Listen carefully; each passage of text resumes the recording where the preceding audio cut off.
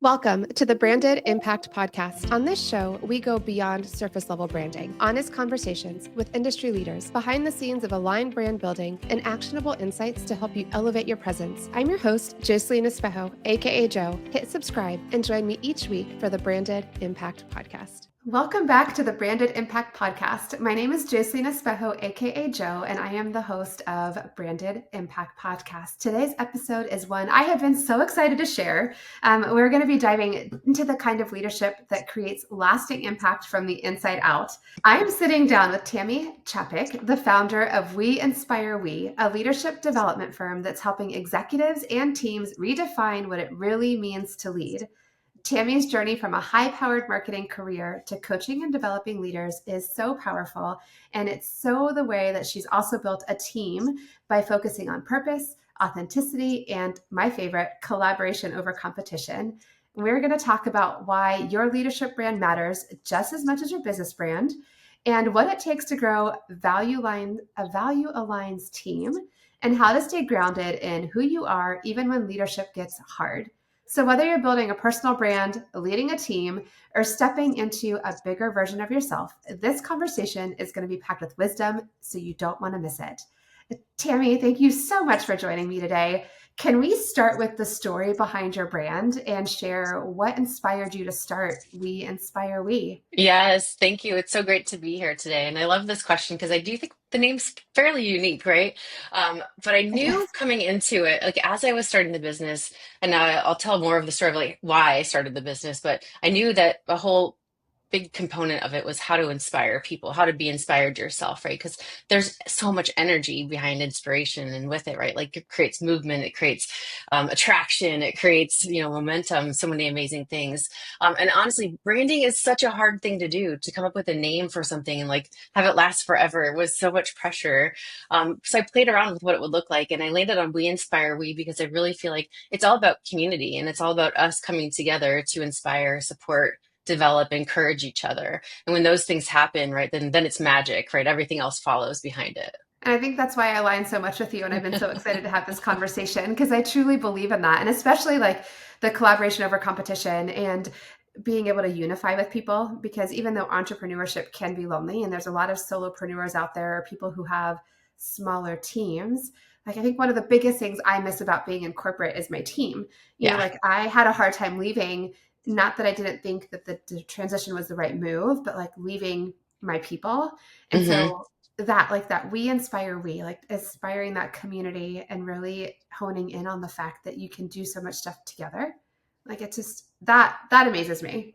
Yeah, and honestly, that was one of the hardest things leaving corporate for me was that being isolated, being alone. To your point about being on a team, missing a team, right? Like I knew I wanted to have a team. I didn't want this to be just the Tami Chapek show. So it was all about like how do we collectively come together and make things great. So. I love that. And we're going to have to dive into like when you knew it was the right time and how you did all that. But first, I want to start by asking, how did you realize that there was a need for leadership coaching focused on authenticity and branding? Because that's a different approach. Like most people tend to pick they want to do leadership or they want to do the pieces, but you're kind of incorporating the importance of both. Yeah, well, so I honestly, it all comes from my own pain points as I grew up in my professional career. I had a couple of significant moments of trying to be a good leader where I fell down, and it was a lot harder. I felt like the training and the support that I got was significantly less than I think I could have had. And if I could have had more support, I feel like I could have accelerated or been a better boss sooner versus having to go through those obstacles. So I became super passionate just in my own younger career about how do I be a good leader and be a good boss in a way that's true to me. Because what I found is I was emulating other people's behaviors that I thought, well, that's what good leadership looks like. So I should do that. And it wasn't natural or true to me. So I really felt like as I came to this realization throughout my career of I have to own who I am and my gifts and strengths and values and use those to my advantage instead of trying to act like I'm somebody that I'm not. And so all of that really like propelled me into a leadership coaching role of I think it can be easier for people. I think I can help people. And I think if they tap into who they are, like the good stuff will follow. The authenticity piece, oh my gosh, that to me, and it aligns so well in both. It's like, honestly, with the leadership side, with the branding side, and that comes to be something that I see happen so often. I was guilty of it myself, trying to act and be like somebody that was successful Yeah. because we thought like, well, that's how they did it. So then Yeah. that's the path. Well, when you're trying to be something you're not, then it comes across disingenuine. And then people Yeah. are like, what's wrong with you? Like, It that's doesn't not, work. it doesn't fit. You don't, Yeah. something doesn't align when you can own, like, this is who I am. But then I Yeah. loved how you also said too, it's like, how can you become a better leader? And especially in the corporate space, I feel like there's a lot of history of people would get promoted because they were good at something Hmm. but didn't necessarily have the tools to be a good leader, boss, whatever. Like just Yeah. because you were good at building, I mean, we're not building widgets, but like it's for lack of better words, just because you're really good at building widgets doesn't mean that you can then translate that into being a Yeah. boss for other people who are building widgets. And honestly, that's what happened to me is I was working in an advertising agency. I was really like high potential, high performer, like doing all the right things. And I went from one day being an individual contributor to the next day being a manager of two people with no conversation about what I needed to change or do differently, no conversation about expectations, no conversation, no foresight for me to say, like, what do I need to do? What do I need to shift? So I did what I think everybody does is you move into this, well, if I was doing it right, you should do it exactly how I do it, right? And then you're micromanaging and controlling and certainly not inspiring people. And I think most companies do things like that or encourage you to just do what your boss does as an easier path to leadership development. And I don't think that makes it easy. I actually think it makes it harder. 1,000%. And then I think too, the key to being a leader is figuring out what your people need, because that was one of the things I learned the hard way was that just because I learned a certain way or wanted to receive information a certain way doesn't mean that everybody else is the same. And Yeah. so, it's like between figuring out how to continue to do your own job when you're not given expectations and you don't really know, to Yeah. then how do you relay information to a different personality type or Yeah. share it in a way that it's like, wait, why am I ruffling feathers? Why are you upset? I don't understand. Like, Yeah. what happened? And it's like, I just told you what I saw. And it's like, for me, I like direct feedback, but not everyone does. So that became a long learning curve. Well, Yep. talk to me about what you mean by creating like your own leadership brand, because I think that was something that I loved from your story. What does creating your own leadership brand really mean?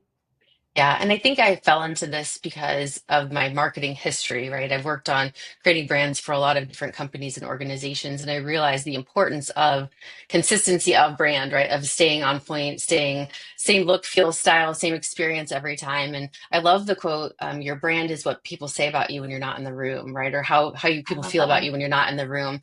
And I think the same holds true for how we show up every day as a leader. And I don't equate leadership to title. I know a lot of people kind of naturally, well, once I start managing somebody, then I'm a leader. And I don't think that's true. I think you can lead at any level and at any role. I think leadership is about creating movement and creating positive momentum, if you will. And it's whether it's moving people or initiatives or widgets forward, right? And it's about that forward momentum. So I really feel like, you have to stay true to who you are and consistent to who you are, which is all really the same principles of branding. I think there's always a growth mindset to it, but that same holds true for how we manage brands, like corporate brands, right? Like the company grows and evolves, we might evolve the brand a little bit too. So long-winded answer to say, right? I think like the clarity that having a brand allows a leader to have, right, is like this is who I want to be. This is how I show up every day. This is how I want to show up every day, right? It makes life so much more simple. I worked with so many bosses, and I think I did it myself too, of changing personalities depending on where I was, who I was engaged with, what I was doing, who I was talking to. And it's okay to have modifications and subtleties, right? But like you need to be consistent to who you are as that leader and showing up that consistent way. We know when we don't show up consistently, it creates cognitive dissonance or confusion for the people around us. And who wants to work with somebody that's confusing? Right. So I like to take my clients through this process of figuring out their brand. And it's a combination of inventory of who they are today, skills, strengths, gifts, things that they would use to describe themselves or other people would use to say, like, oh, she has the blank, whatever it is. Also with a little aspiration. I think that's important to have that growth mindset around it. Like, what are the qualities I admire in other leaders that I want to have more of? Or what are the qualities that, like, I know I have a little bit of this in me, but I need to work on it, like confidence, or what's gregariousness, I don't know, like whatever quality it is, right? Like we always have some desire to keep growing, and I think that we need to lean into that too. So I encourage my individual clients and teams that I coach to think about who am I today with an eye towards the future, and then really laser in on that, and then that becomes the brand, and that becomes the ideal that they're laddering themselves up to every day. The parallel between the two is so amazing because I ask the same question with my branding clients. I'm like, who are you today? And where would you like to be in 6 months or a year? Because I think, as you mentioned, like the brands evolve. And that's not just Hmm. corporate. Like everybody can evolve and change, and Hmm. they should.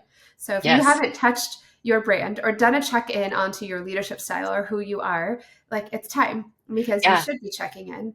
And I love like that. I say that all the time, that the brand is, your brand is what people are saying about you when you're not in the room, but that applies in all aspects of our life. Hmm. Because, and you don't have to have a title to be a leader. We've seen it develop. I've seen it in my kids. I've seen it, in all different areas of Hmm. life. One of the things that you like to talk to is about the putting words to your leadership identity. So like Yeah. but the power, like how is that powerful when you're actually, because I love the whole concept. And when you were talking, I was like, it's kind of like having a brand guide, Yeah. but like how you want to show up every day, right? So in your Yes. space, you're developing leaders and all those pieces. And similar parallel to branding, it's like you want to have a brand guide on how you're going to show up visually. So then how are you showing up on the other side? And that Yeah. same for me, you're a leader. When you're developing your own personal brand, you are a leader in your space. You are becoming a leader. So what's the power of those words? Walk me through that a little bit. Yeah, so I encourage my clients to land on five, six different characteristics. I mean, I think if you have 10, it's too many to focus on at any given time. If you have two, maybe not enough from a growth perspective. So it's not a set firm number, but I encourage them to land on a subset of qualities that are really what they're aiming for, kind of that authentic who I am. And then I encourage them also to either write it out, like this word means this, or to write a mantra, so that they have, a brand vision statement, if you will, a leadership vision statement.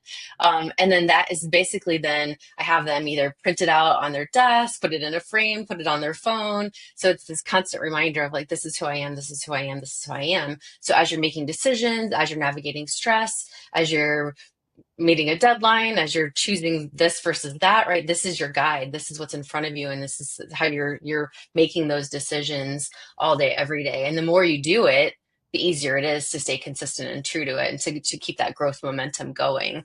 And again, consistency is everything. So having those words written out, and also I encourage them to share. Share this with your team, share this with your peers, share this with your boss, so people can help hold you accountable or help support you when you are living this value. Right, I see it. That's amazing. You're being really curious. Maybe that's something really important to you, or whatever that is. Right, there's a lot of power in putting things out there, and just stating it, claiming it, making it your own, or having other people be aware of it to kind of, almost intensify your focus on it.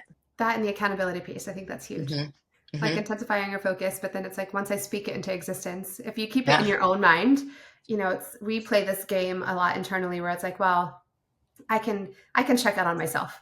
But then you say it to Oh. somebody else and it's like, oh, well, now I already told you, so now I better go after it for real. There's Cause then something real with that. We make a yeah. commitment to ourselves, and it's not as powerful as when it is to somebody else. And I think I do the same thing, and it drives me nuts. I don't know why I do it, but I do. And there is something powerful about having other people be aware of it. And I feel like I do a check-in. Like sometimes I go to share something. I'm like, do I really want to share this? Like, how committed am I really to this? So I Right. want them to hold me accountable to this. Yes. Like how much really am I going to give into this? Well, I want to chat about branding and marketing and the actual essence of it because you have managed to grow WeInspireWe into, you have a team of 9, I believe, correct?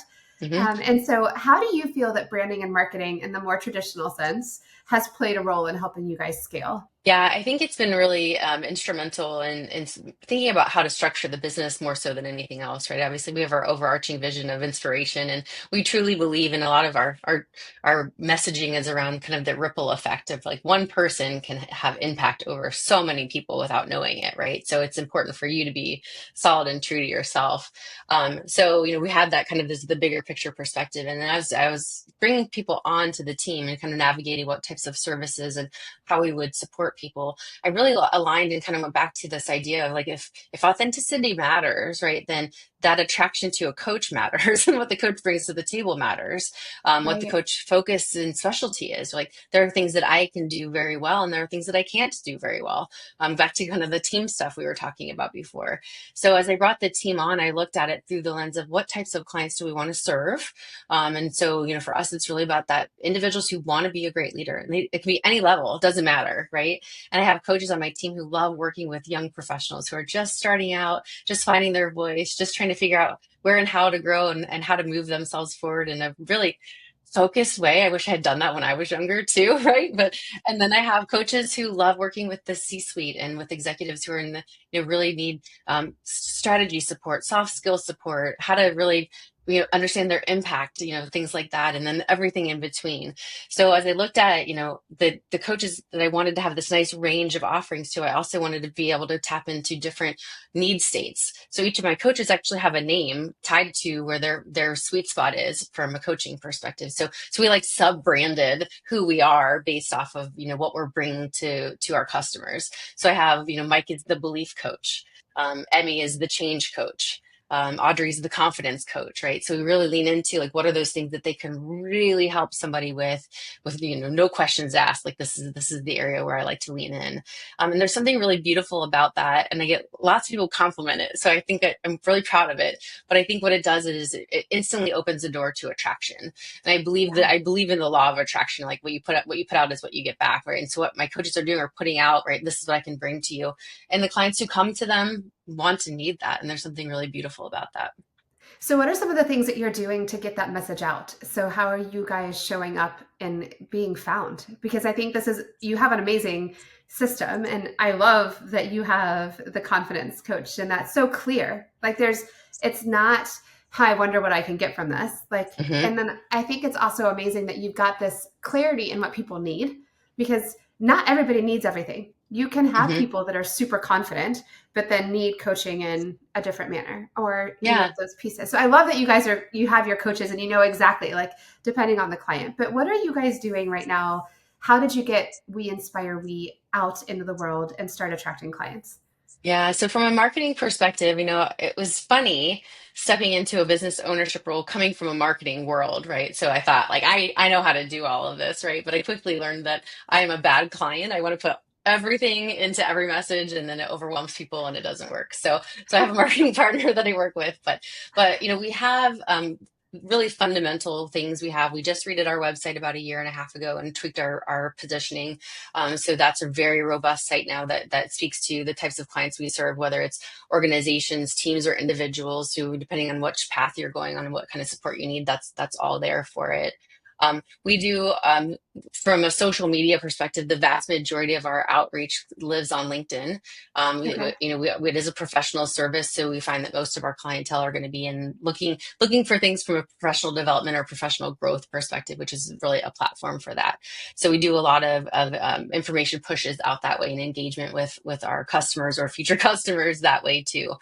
We do have a small presence on Instagram and Facebook. I think it's important to always be available to our customers and to know that we are serving individuals as well as corporations too.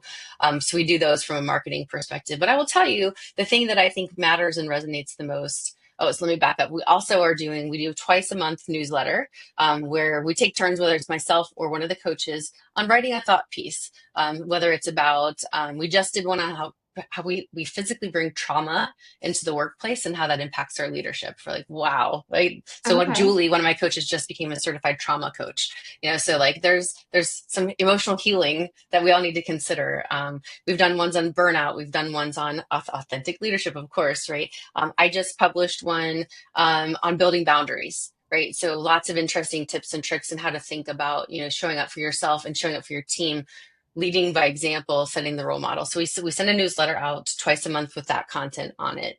But where I was starting to go, the most important piece I think is really I love doing I love presenting. I love speaking. I love sharing our platform with people. So whether it's coming on podcasts like this, doing pro bono presentations for local organizations, supporting HR groups, we just love to really make sure that we're inspiring people to think about themselves and how they are showing up, because that does have a significant impact on the world around them. I love that.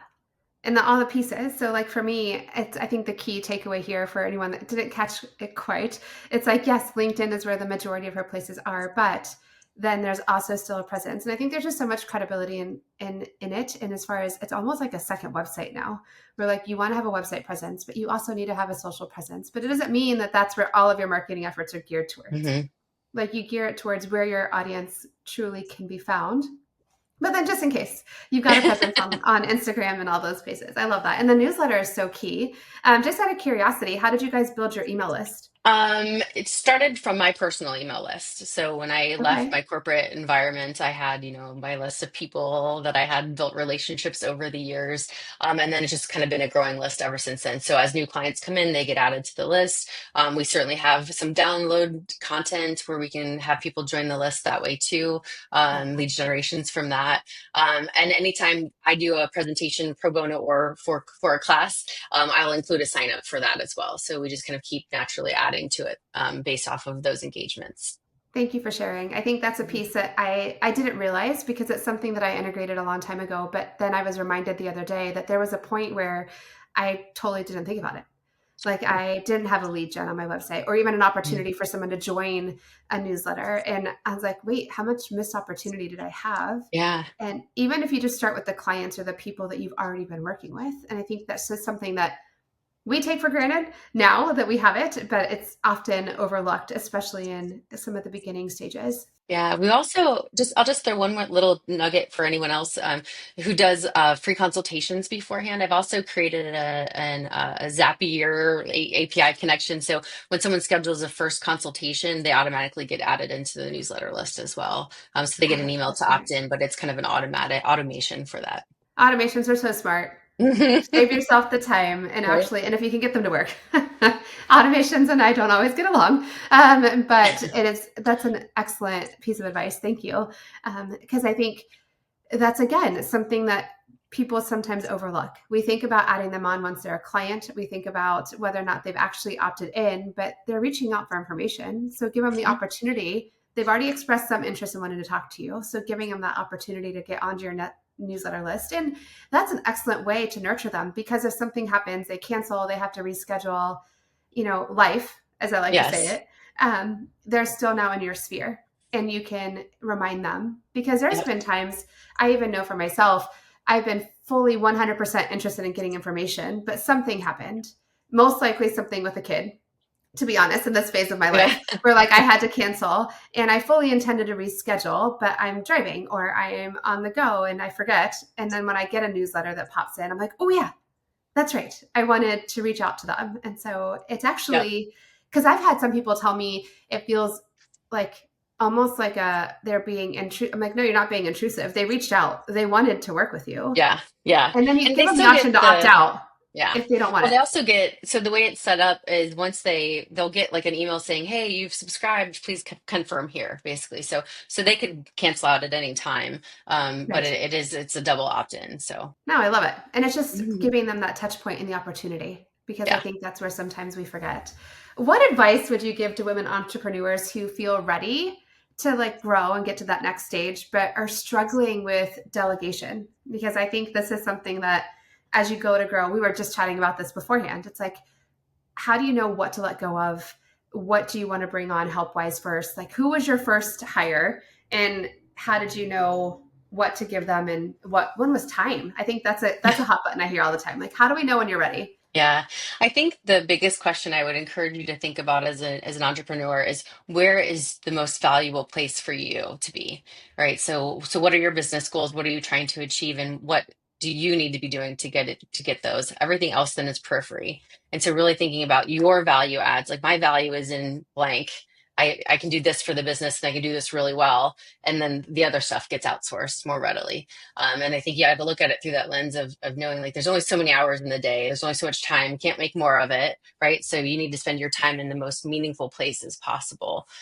So I already confessed that my first outsourced support person was marketing. And it's funny because I know how to do marketing. I know how to do it very well, but I cannot do it very well for myself. I'm too close to it, right? So I can guide somebody else, but it was a very easy, obvious first choice for me because I knew that I was overcomplicating everything. And that idea of perfection is something we also struggle with as women and as entrepreneurs, right? Like it has to be perfect. I don't know that it has to be, especially from a marketing perspective, right? Sometimes just the reminder is good enough. So I have to live by this mantra to overcome my perfectionism that done is better than perfect. And Yes. so sometimes done is it's just better. You just got to get it done and you got to move Hmm. forward. And it's not the first time that I've heard like outsourcing something that you feel is your zone of genius. Like I grew up in corporate and operations managers where I spent the majority of my corporate career. And I'm struggling with the fact that like in order for me to do all the pieces, the KPIs and the standard operating procedures and all that stuff is not something that I've been able to implement well, even though I knew better and I know how. I'm just too close to it or I'm Yep. too caught up in all of the pieces. And so even though it's something that I know like the back of my hand, I have to get support because for what I'm doing and what I'm building in my business, operations is not where I need to spend my time. Yeah. Like that's where it's like, but it's to what you said, it's figuring out where do you need to be? What is your Yep. zone of genius for what you are building?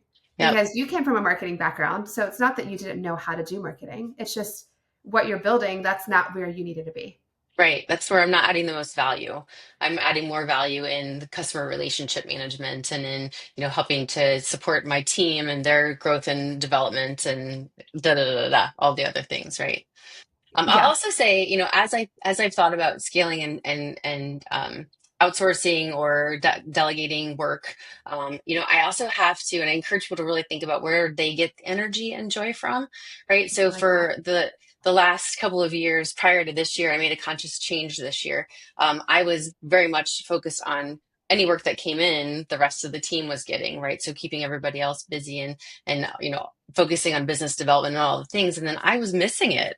I was missing coaching and I was missing facilitation and training programs and speaking engagements and things that give me a lot of energy. So I've really had to kind of take a step back this year and be more intentional with I need to do some of that because that Yeah. gives me joy. I love impacting people's lives in a positive way. And if I'm not doing that, then I'm going to really suffer. My energy, motivation, drive will suffer. So I need to have a good balance of both of those things. That's awesome. A good reminder because I think sometimes we Mhm. we can outsource too quickly too, and then it's like, wait, hold on. I do want to focus on growing, and I want to be the CEO on the business development side, but not letting go of what truly brings you joy. Yeah. And I And think that's what for there's me, a reason we start businesses, right? Because right, there's something we love about it. there was a reason that you started to do what you wanted to do.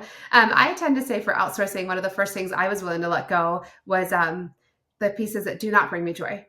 Like if there's something that you're doing because you have to and you know it has to get done, but you don't, or it's that one thing that Yep. you keep kicking to the side. It's on the to-do list, but you all know we've done it. Like you have a time block and then you're like, yeah, no, not today. Like I'm just going to shift it on over and you keep shifting it. Like that's where I'm like, maybe that's one of the first things. So that Yep. was one of the first things I let go of was something that I just did not enjoy doing. Yeah, I think Well, that's great. And it's as a leader in a corporation, I don't know that I would give that advice, but as a business owner, I absolutely would give that advice, right? Because sometimes the that's things we don't true. like to do, we still need to figure out how to do. But I do think it's important to again, kind of always again reevaluate like what is going to add the most value to the business. And if you've been kicking the can on this thing, that's been delayed for a week or two or whatever, I think the good question to ask is, does it really need to be done? Like, is it really Yeah, impactful to the business? And if it is, yes, then outsource it, right? But if it isn't, right. there's a reason you've been kicking the can down the road. So I think that's true. And I think for me, I was referencing like social media, creating yeah. social media posts, right? Like I know what to do, I know how to do it. I enjoy the message getting out, but I don't necessarily love sitting down. And I think it's because I get too caught up in it. I want the words to be perfect. I need them to, I end up struggling with my perfectionism in Hmm. those concepts. And so I just didn't enjoy it in that sense. But yes, it's definitely like I needed to be consistent.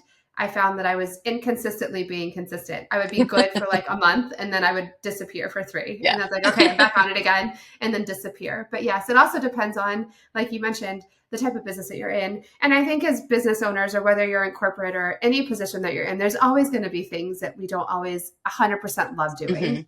Yeah. But, it's trying to find that balance between what can you outsource, what can you not. I think timing is always everything too. I think that's a big hot button. It's like, when do you bring someone on? When can you but then there's only so many hours in a day. And I think one of the questions I asked myself too is, if I were to have to spend time doing X, what opportunity cost am I missing from something else that I could be doing? Yep. So one of the other pieces that you have and I loved is that collaboration over competition piece. So I wanted to chat really quick about why, like, your belief around women supporting women and how that is such a critical part of being able to scale successfully. Yeah, and I think it shows up in a lot of different ways for me, but I do believe like in the spirit of abundance, right? And I think when I started out, and this may be feed into something else you're going to ask me later. But, when I started out, I had a scarcity mindset, right? I was kind of like panicking, as most entrepreneurs do, right? Like, where am I going to get clients from? How am I going to pay my bills? What's going to happen here? And I would go into every kind of networking situation or every kind of business development situation with a little bit of desperation without realizing it, right? I think I was carrying that energy with me. And I had a good friend I was helping coach through some career changes, and so we'd always do coaching, and then we'd have like a chit chat. And at the end of our chit chat that day, she's like, Tammy, you cannot look at everyone like they're your lunch. And I was like, oh, am I doing that? Right. So I think there's something, I know that's a different story, a different answer to the question, but I think looking through the lens of there's always more, right? There's always more, there's always more. But if we look through the lens of competition and we get guarded and we hold back, right? And we're not open to things. We're not open to collaboration. We're not open to innovation or other inspiration. And so you just never know. I meet with coaches all the time who are starting out in their paths, who want advice, or individuals who are, have been doing it for a couple of years and they want to figure out how to scale. Like, I talk to people all the time, and I do it because I interviewed coaches before I started, right? What's this coaching thing? How do you do it? How do you be successful? And I always want to make sure that I'm giving back to other people too. And I think there's always really interesting things that can come out of conversations and openness for collaboration. I've partnered with other business owners on bringing some ideas to life together and doing like a co-creation, and great. I just think that there's so much more creativity and innovation that come by coming together than by separating and keeping us apart. Well, and I think I agree wholeheartedly. And for me, there's enough business to go around for all of us. Mm-hmm. And, I'm in a field where there's a lot. And so I spoke to a real estate agent the other day, and she's like, I'm a real estate agent, just like 300 of your closest friends. And I laughed and I was like, yes, I think there's a couple of things that you see, like a lot of posts and responses to, and photography is one of them. But I truly come from this place of there is enough, and I don't want to step on anybody. And there can be 10 of us that do exactly the same thing in a room, and there's still enough business in the world to go around. And so I personally have a biz bestie, and she's a brand photographer outside of Denver. We do the exact same thing, and we chat, and I love the spirit of collaboration, because now I've got someone, and we connect, and we're like, what's working? What's working for you right now? What are you doing? I'm trying this new thing. Like, this is what do you think? Or I'm stuck, or I don't know. And it's been amazing, because both of us, and then to have somebody to celebrate your successes with. Yes. And, to have something that you can call, and I can say something like, she just called me and told me that she just got this wine company. And I'm like, that's amazing. And she doesn't have to explain anything else, right? Like, I know exactly what that means for her. And then just on the vice versa, to be able to have that piece where it's like, this is the challenge I'm facing today. And either pulling us out of that like slump, like that reality check, like your friend, hey, Tammy, stop looking at everybody like their lunch. And so she, like in this conversation we just had the other day, she was like, I am struggling and I am not sure I'm going to make it. I've been doing so good. And I was like, it's only the 9th of the month. Like, this was literally like, we're like 9 days into the month. You still have time. And she was like, thanks for the reality check, because I totally was in this slump and I got in my head. And so we can sometimes stand in our own way and we don't see it. And so having that piece, and for me, that's the heart of even this podcast coming out. There are things that you have figured out, and I love your heart and wanting to be able to share, like, these are some of the things I did. And we even walked through them and you're like, hold on, let me go back. Don't forget this one piece, because that's something that to me is so amazing, and that you're willing to share the pieces that have worked and what are some of the things that you've done, and being vulnerable to say like, hey, I was a marketing exec and the first thing I let go was marketing. Like, that's a reality check that a lot of us sometimes almost want to feel like we shouldn't say that, but Yeah. it's okay because you're in a different space. You decided to create leadership and branding and pull that out of people. And that doesn't leave room for you to do the marketing piece, especially when, that's when that's where your perfection kicks in. Right. Yeah, and I know I said the words earlier, but the law of attraction is really powerful. And like to your point of having 10 photographers in the same room, like you're all going to attract a different client based off of who you Yes. are, your style, your approach to photography, et cetera, right? Same for coaching, right? Like we're all going to attract different people for different reasons, and that's great. Right. I don't want to try to serve somebody that I can't serve, right? I want to serve We are someone not who, everyone's cup of tea. Yes. right, I love right. that. So sorry to cut you off, but yes, the not serving. I actually just had that conversation earlier with somebody, and it was like the right yeses and the wrong nos. Like saying no can leave room for the right yeses. And Hmm. so we are not for everybody. Yeah. And my personality, you're either going to think I'm amazing or you're just not going to like me. And that's okay. Like it's Yes. okay. I do think that also comes a little bit with wisdom and age too, because I remember Yeah, 20-year-old me would have not been okay with that, but that is the 1,000% 40 true. something version of me is like, you know what? Yeah, this is, and it's not that I'm stuck in my ways, right? But it is a little bit of this is my authentic me, right? And if you're not attracted to that, that's okay. There It's are other people freeing. who are. Hmm. Yeah, it's that freeing. And you're right. The 20-year-old version of myself would not have been okay with saying that statement. And to be honest, when I first started full time, even 5 years ago in my business, I was still struggling with no, every no, I was taking it personal. Yeah.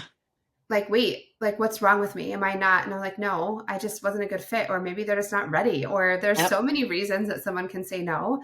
And so shifting that narrative in my head where it was Yep. like, just because they're saying no doesn't mean that you're not valuable, that, whatever. And then as you start to get the yeses where they're like the easiest yeses ever because they feel it, they are drawn to you, the authenticity comes in. That's where branding has come into me and Hmm. come into play for me so well, in the sense that people feel like they've already known me. So when they get on a call, if they're the right people, they're just like, I just want to know how.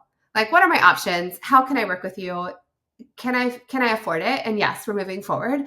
Versus trying to really get them to do the whole like, who am I? Let me build that know, like, and trust factor, which I'm pretty good at eventually. But I'm finding the ones that have already known me, it's so much Yeah. easier Oh, because they yeah. already know. Like they know that they align. They know that you've got something that they're drawn to you, and then those are the Yeah. easier clients because they're my, what do you think, Joe? And what do I need to do? And I'm in, and I'm like, yes, like And those are the those ones. become your brand ambassadors, right? Those are the people who refer the word of mouth, which is gold in the business world, right? Like the more you Oh, have so people true. talking about what you're offering, the better. And that's the best marketing in the world. And you can't Ever. make that up. Yeah. No, that's not. It's like the number one source. Your number one source of marketing and clients should be referrals, because that would be amazing. Like Yeah.